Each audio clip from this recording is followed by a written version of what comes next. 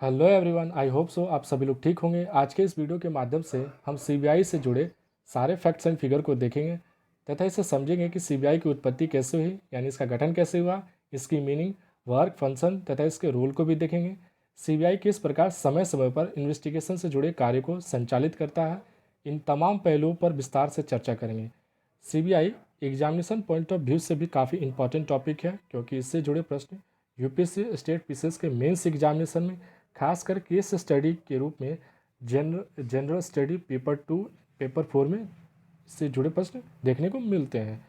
इसकी relevance case study में भी काफ़ी ज़्यादा है। अगर करंट अफेयर की बात करें तो किसी मतलब अगर कोई डायरेक्टर की न्यू अपॉइंटमेंट होती है तो इससे जुड़े प्रश्न प्रीलिम्स एग्जामिनेशंस में वन लाइनर के रूप में पूछ लिए जाते हैं, इसलिए इसकी इम्पोर्टेंस काफ़ी बढ़ जाती है। तो चलिए शुरू करते हैं हमारा आज का topic. CBI CBI central bureau of investigation, Hindi में कहे तो केंद्रीय अन्वेषण ब्यूरो, यह भारत सरकार की एक प्रमुख इन्वेस्टिगेशन एजेंसी है। आगे देखते हैं। सीबीआई 1963 में होम मिनिस्ट्री के एक रेजोल्यूशन संकल्प के द्वारा स्थापित हुआ था, जिसे बाद में कार्मिक मंत्रालय यानी कि department and personal and training को हस्तांतरित कर दिया गया। सीबीआई एजेंसी की स्थापना की सिफारिश भ्रष्टाचार रोकथाम के लिए गठित संथानम कमेटी संथानम कमेटी की सिफारिश के आधार पर मिनिस्ट्री ऑफ होम अफेयर्स के अंतर्गत की गई थी, यानी कि इसकी सिफारिश जो थी संतानम कमेटी के द्वारा की गई थी। सीबीआई का जो आदर्श वाक्य है वो है इंडस्ट्री, यानी कि उद्यमिता, इम्पेरिटेरिटी, इम्पैट्रियटी यानी कि निष्पक्षता, इंटीग्रिटी यानी कि ईमानदारी। इसके हेडक्वार्टर पे देखते हैं। सीबीआई का जो हेडक्वार्टर है वो न्यू दिल्ली में है और ये 10 रीजनल जोन में बटा हुआ है। इसके कार्य क्षेत्र में देश के अलग अलग हिस्से आते हैं। इसकी एकेडमी की बात करें तो यह गाजियाबाद उत्तर प्रदेश में यूपी में एलोकेटेड है। मतलब इसका जो ट्रेनिंग सेंटर जो एकेडमी है वो गाजियाबाद में अवस्थित है, जो कि उत्तर प्रदेश में है। 1966 से कार्य आरंभ किया था। इससे पहले सीबीआई का जो ट्रेनिंग सेंटर था वो न्यू दिल्ली में था, जो कि प्रशिक्षण कार्य को संचालित करता था। इसके हिस्टोरिकल बैकग्राउंड को देखते हैं। सीबीआई की उत्पत्ति स्पेशल पुलिस एस्टेब्लिशमेंट से जुड़े स्पेशल स्पेशल पुलिस एस्टेब्लिशमेंट से हुई। इसका जो स्थापना था वो गवर्नमेंट ऑफ इंडिया ने 1941 में की। उस वक्त स्पेशल पुलिस एस्टेब्लिशमेंट का मुख्य काम सेकेंड वर्ल्ड वार के दौरान भारत के युद्ध आपूर्ति विभाग के साथ लेन देन और भ्रष्टाचार के मामले की जांच पड़ताल करना था। सेकेंड पॉइंट है, सेकेंड वर्ल्ड वार के समाप्ति के बाद केंद्र सरकार के कर्मचारी से संबंधित रिश्वतखोरी और भ्रष्टाचार के मामले की जांच करने के लिए केंद्रीय सरकार की एक जांच एजेंसी की जरूरत महसूस हुई और इसी को ध्यान में रखते हुए 1946 में Delhi special police establishment act लागू किया गया। इस अधिनियम के जरिए दिल्ली स्पेशल पुलिस एस्टेब्लिशमेंट को होम मिनिस्ट्री के अधीन लाया गया। साथ ही इसके अधिकार क्षेत्र को भारत सरकार के सभी विभागों को लाया गया। एजेंसी का क्षेत्राधिकार का सभी संघ शासित राज्यों में विस्तार किया गया और सहमति से राज्यों तक भी इसके विस्तार को किया गया। दिल्ली स्पेशल पुलिस एस्टेब्लिशमेंट के तहत 1963 में सीबीआई का वर्तमान नाम मिला। एजेंसी का यह नाम होम मिनिस्ट्री के 1 अप्रैल 1963 के संकल्प के जरिए प्राप्त किया गया। शुरुआत में केंद्र सरकार की ओर से केवल उन्हीं मामलों की लिमिटेशन यानी कि अनुसूचित किया गया जिसका संबंध केंद्र सरकार के कर्मचारियों के भ्रष्टाचार से था। यानी स्टार्टिंग में जब इसका जो काम था वो सेंट्रल गवर्नमेंट के एम्प्लॉयज़ थे, उनके ऊपर जो भ्रष्टाचार के आरोप थे उनका इन्वेस्टिगेशन ही करना था। धीरे धीरे इसका दायरा जो था वो बढ़ता गया। गंभीर अपराधों, धोखाधड़ी, भ्रष्टाचार के इन्वेस्टिगेशन भी इसके दायरे में आए, यानी बाद में इसका दायरा बढ़ता गया। 1963 में 1969 में बैंकों का जब नेशनलाइजेशन हुआ, मतलब राष्ट्रीयकरण हुआ, उसके बाद जो सेंटर मतलब जो सरकारी बैंक थे और उसमें काम करने वाले कर्मचारी थे वो भी सीबीआई के जुडिक्शंस में, मतलब उसके इन्वेस्टिगेशंस के जुडिक्शंस में आ गए। अब इसके अपॉइंटमेंट की बात करते हैं, मतलब सीबीआई डायरेक्टर का अपॉइंटमेंट कैसे होता था। सीबीआई डायरेक्टर एक डीजीपी डीजीपी रैंक का आईपीएस अधिकारी होता है। डीजीपी रैंक का एक आईपीएस अधिकारी होता है। वर्ष 2014 तक सीबीआई डायरेक्टर की नियुक्ति Delhi special police establishment act 1946 यानी कि डीएसपीई के आधार पर की जाती थी। इसके तहत सीबीआई की नियुक्ति के लिए एक केंद्र सरकार की कमेटी, मतलब सेंट्रल गवर्नमेंट का एक कमेटी होता था, गठन करती थी। इस कमेटी में 3 सदस्य होते थे। कमेटी के अध्यक्ष सेंट्रल यानी कि सेंट्रल विजिलेंस कमीशंस के कमिश्नर होते थे और होम मिनिस्ट्री एवं कार्मिक और लोक शिकायत मंत्रालय के सचिव सदस्य के रूप में शामिल होते थे। कमेटी भ्रष्टाचार विरोधी मामले की जांच में अनुभव, वरिष्ठता और ईमानदारी पूर्वक सेवाओं की नियुक्ति का पैमाना के आधार पर कमेटी केंद्र सरकार को अपनी रिपोर्ट भेजती थी। उसी कमेटी, मतलब कमेटी के सुझाव के नामों को ही सेंट्रल गवर्नमेंट सीबीआई के डायरेक्टर नियुक्त करती थी। मतलब जो कमेटी रिकमेंड करती थी उसी के थ्रू, मतलब जो कमेटी जो थी, मतलब उस समय जो चयन समिति थी वो कुछ नामों को एलोकेट करती थी और उसके बाद सेंट्रल गवर्नमेंट को भेजती थी। तो सेंट्रल गवर्नमेंट उसी नामों के लिस्टेड में किसी भी पर्सन को चुनकर डायरेक्टर बनाते थे। आगे चलते हैं। लोकपाल एक्ट 2040 के बाद कुछ परिवर्तन हुए, मतलब जो चयन समिति थी, अपॉइंटमेंट अथॉरिटी थी, उसके समिति में भी बदलाव हुए। क्या हुए वो देखते हैं हम। लोकपाल अधिनियम के बाद प्राइम मिनिस्टर की अध्यक्षता वाली चयन समिति की सिफारिश, मतलब 2040 के बाद सबसे मेजर चेंजेस आए कि जो अपॉइंटमेंट कमेटी थी उसकी अध्यक्ष प्राइम मिनिस्टर की अध्यक्षता वाली हो गई थी, जो पहले सीबीसी कमिश्नर के थ्रू होती थी। इसमें लीडर ऑफ अपोजिशंस मेंबर होते थे और CGI chief justice of India इसके मेंबर होते थे।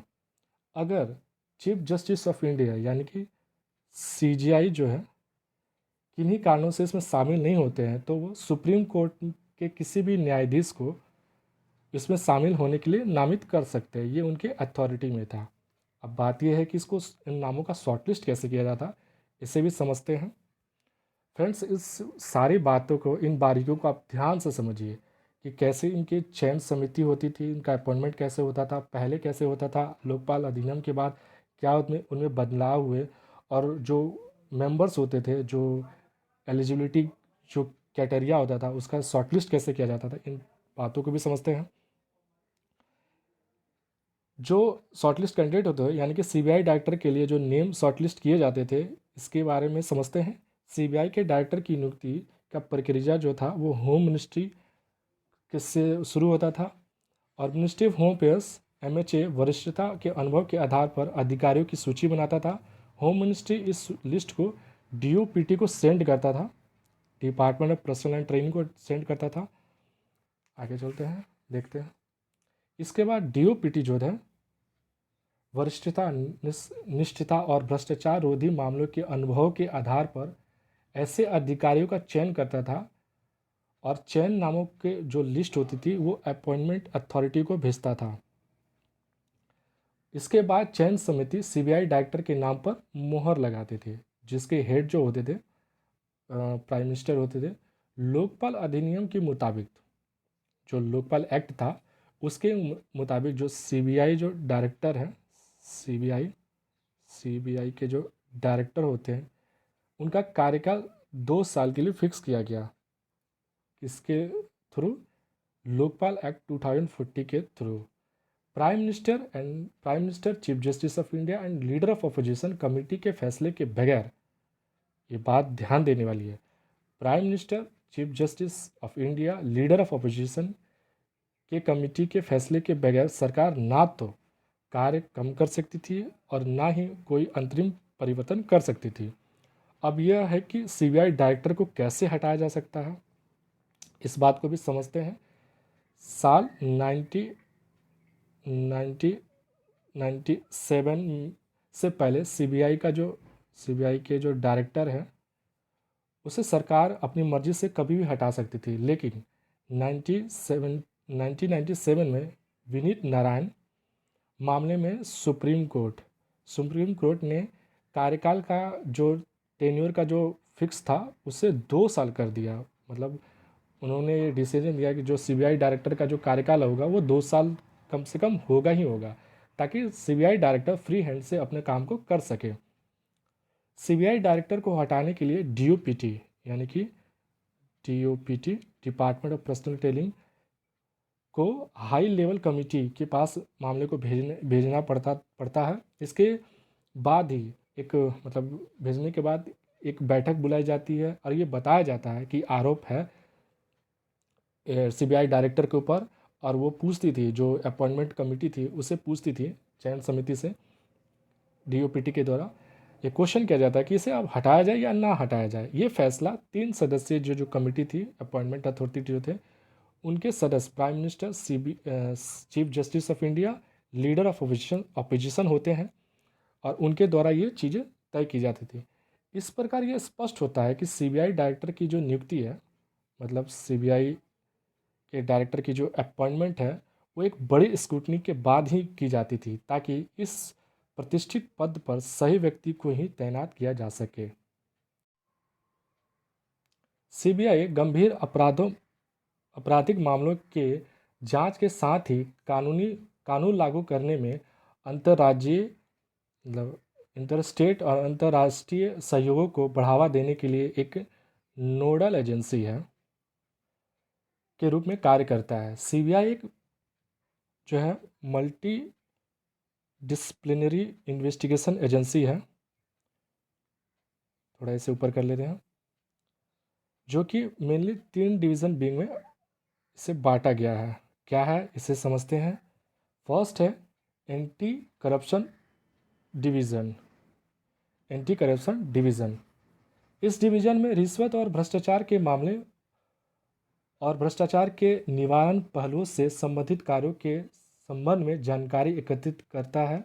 वे केंद्र सरकार के नियंत्रण में सरकारी कर्मचारियों और सीबीआई के अधिकार क्षेत्र में आने वाले सरकारी अधिकारियों के तहत काम करते रहे कर्मचारियों के खिलाफ मामलों की जांच करते हैं।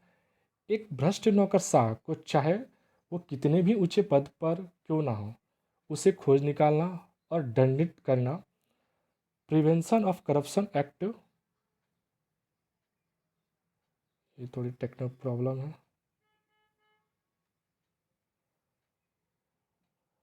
प्रिवेंशन ऑफ करप्शन एक्ट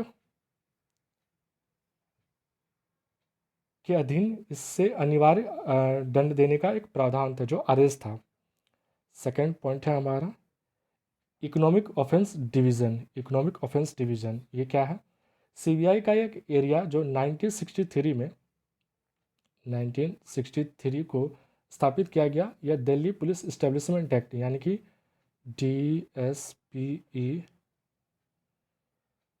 की धारा 3 में उल्लेखित विभिन्न इकोनॉमिक सेक्टर से संबंधित है और अपराधों से संबंधित है। इन अपराधों में बैंक यानी कि ये जो अपराध थे इसमें बैंक थे, स्टॉक एक्सचेंज थे, पब्लिक लिमिटेड कंपनियां थी और अन्य गंभीर धोखाधड़ी मामले जैसे कि फाइनेंशियल स्कैम, फ्रॉड्स, इन तमाम कार्य क्षेत्र इसके अंतर्गत आते थे। थर्ड है स्पेशल क्राइम डिवीज़न। फ्रेंड्स, इन चीज़ों को ना आप धीरे से प्यार मतलब धैर्यपूर्वक समझे। ये जितनी भी टर्मिनोलॉजी है और जितने भी कुछ बारीकियाँ हैं उसे अगर आप एक बार समझ लें तो आपके सारे कंसेप्ट क्लियर हो जाते हैं। क्योंकि जब आप मेंस के आंसर राइटिंग करते हो तो उसमें कई बार चीज़ें हमें ध्यान में नहीं आता है, तो अगर कोई भी पहलू अगर उस समय माइंड में क्लिक करता है तो उसके बेस पर ही हम अपने से राइटिंग को कंटिन्यू कर पाते हैं। तो इसीलिए इन बारीकों को आप ध्यान से समझिए। थर्ड है स्पेशल क्राइम डिवीज़न। सीबीआई का यह डिवीज़न विभिन्न प्रकार के अपराधों और हत्याओं, अपहरण और अन्य अपराधों के संबंधित मामलों की जांच करता है जो संगठित आपराधिक गिरोहों द्वारा किए जाते हैं, जो कि सार्वजनिक शांति और सुरक्षा के लिए बड़ा खतरा पैदा करता है। साथ ही स्टेट इसके साथ ही स्टेट जब भी मतलब सीबीआई से रिक्वेस्ट करता है तो उन केस को भी सीबीआई इन्वेस्टिगेशन करती है। और साथ ही अगर अगर सुप्रीम कोर्ट या हाई कोर्ट किसी भी केस के लिए ऑर्डर करता है तो उन केसों का भी इन्वेस्टिगेशन सीबीआई मतलब उन केसों को भी अपने हाथों में लेती है और उसका भी इन्वेस्टिगेशन करती है। कब? जब मतलब सुप्रीम कोर्ट और हाई कोर्ट के द्वारा ऑर्डर दिए जाते हों किसे, सीबीआई को। आगे चलते हैं। सीबीआई के जो इन्वेस्टिगेशन मतलब सीबीआई इन्वेस्टिगेशंस की जो फाइनल ऑर्डर है वो प्राइम मिनिस्टर के द्वारा ही दी जाती है, क्योंकि सीबीआई की जो मतलब सीबीआई जो है प्राइम मिनिस्टर ऑफिस यानी कि पीएमओ से ही संचालित की जाती है, जो कि डीओपीटी के अंतर्गत आती है, department of personal and training, जो कि प्राइम मिनिस्टर के अधीन होता है ये डिपार्टमेंट। अब देखते हैं सीबीआई वर्सेस सीआईडी। काफ़ी लोगों में मतलब ये कन्फ्यूज़न भी होता है कि सीबीआई और सीआईडी क्या एक ही है या दो अलग अलग विंग हैं। इस पहलू को हम एक बार विस्तार से चर्चा कर लेते हैं और मैं ये आपको इंश्योर करता हूँ कि इस चर्चा को सुनने के बाद आपके मन में जो भी कन्फ्यूज़न है वो एक क्लैरिटी आ जाएगी कि सीबीआई और सीआईडी का क्या डिवीज़न है, क्या वर्क है।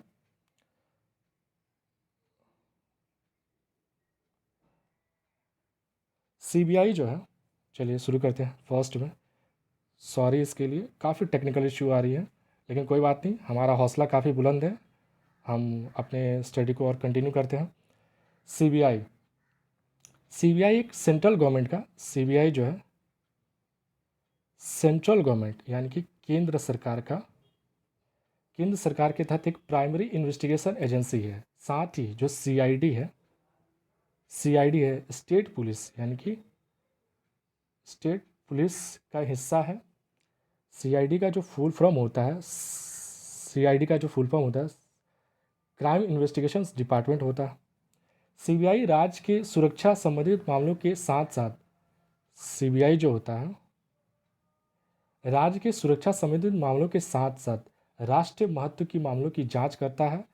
और पहले यह एजेंसी सेंट्रल होम मिनिस्ट्री के अधीन थी, लेकिन 1985 में सीबीआई को होम मिनिस्ट्री से हटाकर डीओपीटी के अधीन कर दिया गया। वहीं जो सीआईडी है इसकी जो स्थापना है पुलिस आयोग की सिफारिश पर हुई थी। सीआईडी जो राज्य में अपराध जांच विभाग के अधीन है और प्रदेश में पुलिस का जांच और खुफिया विभाग है। नेक्स्ट पॉइंट देखते हैं। कुल मिलाकर कहे तो सीआईडी जो है एक प्रदेश के अंदर घटित होने वाले घटनाओं की जांच करती है और यह राज्य सरकार के आदेश पर काम करती है। वहीं जो सीबीआई है पूरे देश में घटित घटना के क्रम की जांच करती है। आई एम श्योर कि आपको ये बारीकियाँ और इनमें डिफरेंट समझ में आ गया हो।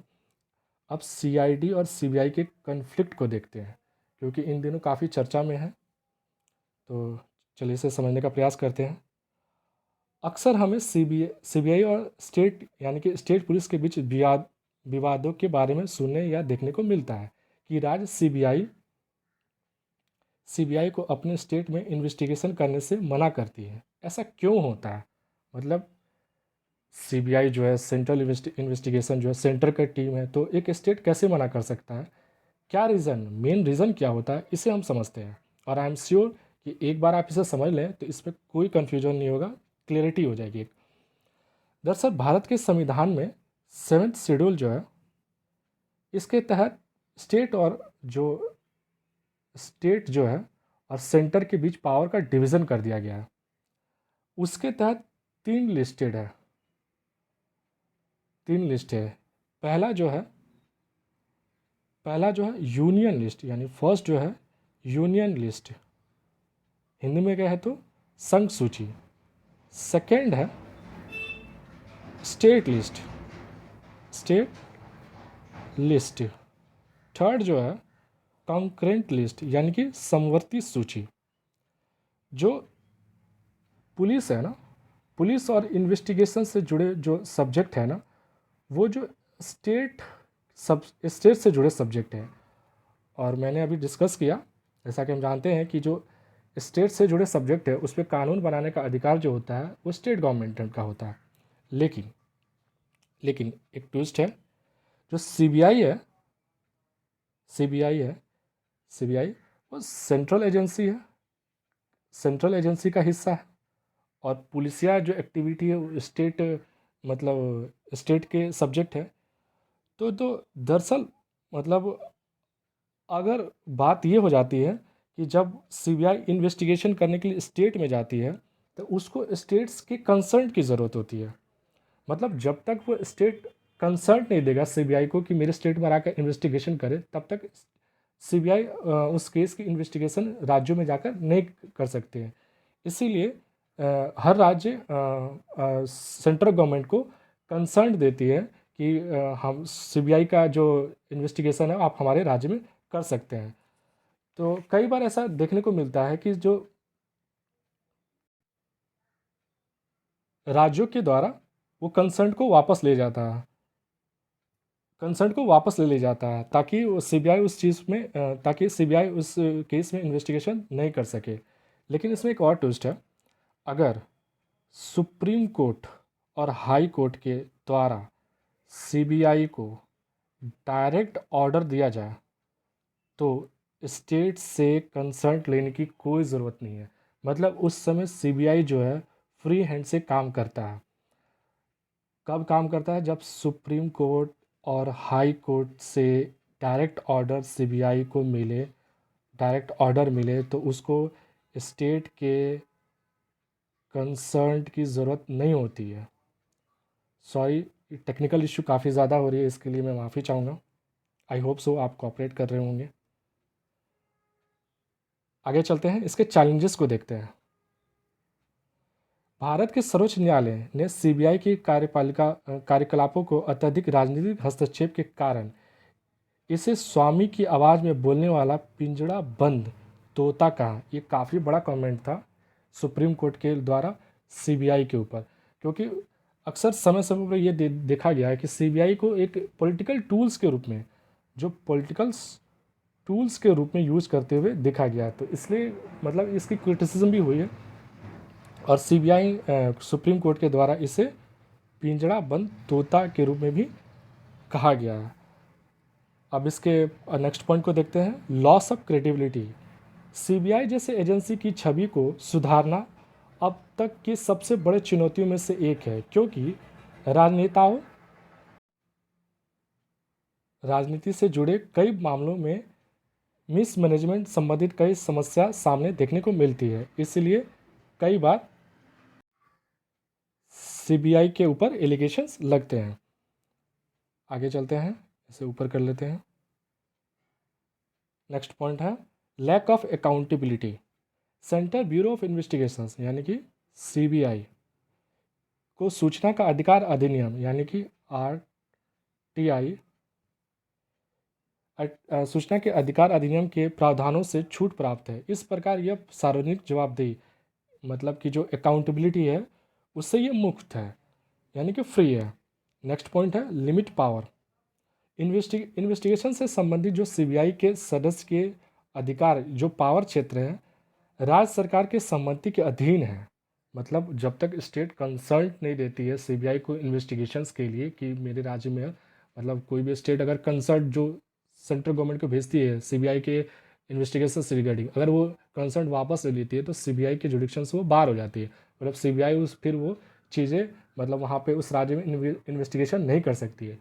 लेकिन अगर कोर्ट ऑर्डर देती है तब सीबीआई को किसी भी स्टेट से कंसर्ट लेने की ज़रूरत नहीं है। तो यहीं पर देखा गया कि उस समय उसके पावर को लिमिट कर दिया गया है, मतलब पावर को सीमित कर दिया गया है। इस प्रकार हमने सीबीआई के गठन से लेकर उसके रिफॉर्म, मतलब उसके एस्टेब्लिशमेंट से लेकर उसके रिफॉर्म में जो भी बातें हुई, उसके पावर, फंक्शन और रोल के ऊपर उससे हमने विस्तार से चर्चा किया। एक पॉइंट इसमें और ऐड करने की ज़रूरत है कि जब आप सीबीआई के ऊपर उसके कॉन्फ्लिक्ट के ऊपर जो एंसे राइटिंग लिखते हैं, मतलब कोई आंसर लिखते हैं एजेंसी के ऊपर, अगर कोई केस स्टडी लिखने के लिए मेंस एग्जामिनेशन में आता है, तो उसके विवादों को आप जरूर लिखें। खासकर मतलब फॉर एग्जांपल आलोक वर्मा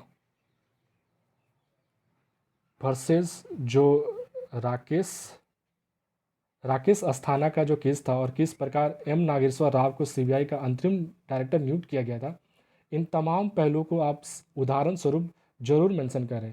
इससे आपके आंसर राइटिंग में और रिफ्लेक्ट आएगी। इस प्रकार हमने सीबीआई से जुड़े तमाम पहलुओं को विस्तार से चर्चा किया। फ्रेंड्स, अगर आपको ये वीडियो पसंद आई है तो इसे लाइक करें, शेयर करें और ज़्यादा से ज़्यादा लोगों के पास इसकी जानकारी पहुँचे, और इसे सब्सक्राइब करें, क्योंकि आपकी सपोर्ट ही हमारी मोटिवेशंस है, हमारी एनर्जी है।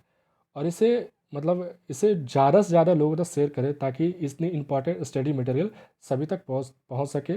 लास्ट में मैं एक बार बहुत कहूँगा, आपका सब्सक्रिप्शन ही हमारी मोटिवेशन है, लाइक है, इसलिए please support me, like, subscribe and share. Thank you.